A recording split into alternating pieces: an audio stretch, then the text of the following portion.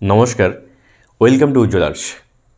আমরা পরীক্ষাতে ভালো নাম্বার পেতে গেলে শুধুমাত্র ভালোভাবে পড়াশোনা করলে হয় না বা ভালোভাবে প্রচুর পড়লাম, কিন্তু সেই পড়াটাকে যদি সঠিকভাবে উপস্থাপন করতে না পারি পরীক্ষার খাতায়, তাহলে কিন্তু রেজাল্ট অনেক ক্ষেত্রে ভালো আসে না।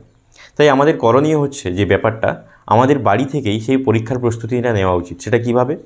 আমরা যখনই কোনো কিছু লিখব, আমরা যেন অবশ্যই মার্জিন টেনে সেগুলোকে লিখি। দ্বিতীয়, মার্জিন টানার পরে আমরা যখন দাগ নম্বরগুলো দেব, যখন পয়েন্টগুলো দেব, পয়েন্টগুলো লেখার ক্ষেত্রে আমরা আলাদা কালি ইউজ করার চেষ্টা করব এবং লেখার ক্ষেত্রে আলাদা কালি ইউজ করার চেষ্টা করব। যেমন ব্ল্যাক কালি পয়েন্টের ক্ষেত্রে এবং ব্লু কালি আমরা ডিটেলসের ক্ষেত্রে ব্যবহার করতে পারি যদি লং কোশ্চেন থাকে। এবং হাতের লেখা প্র্যাকটিস করা। হাতের লেখা যত পরিষ্কার হবে বা যদি কোনো কিছু ভুল হয়ে যায়, সেখানে যদি আমরা এক লাইনে কোনো কিছু কেটে দিতে পারি, যে একটা কোনো জিনিস, কোনো ওয়ার্ড ভুল হয়ে গেছে বা একটা লাইন ভুল হয়ে গেছে, তার মাঝখান দিয়ে জাস্ট একটা লাইন টেনে দাও। বেশি ঘাঁটাঘাঁটি করলে যিনি পরীক্ষক বা যিনি খাতা দেখবেন তার অসন্তুষ্ট হয়, তিনি খাতা দেখাটাকে পছন্দ করেন না, তিনি কোনো রকমভাবে একটা গড়ে নাম্বার দিয়ে চলে যান। এই ঘটনাগুলো ঘটে।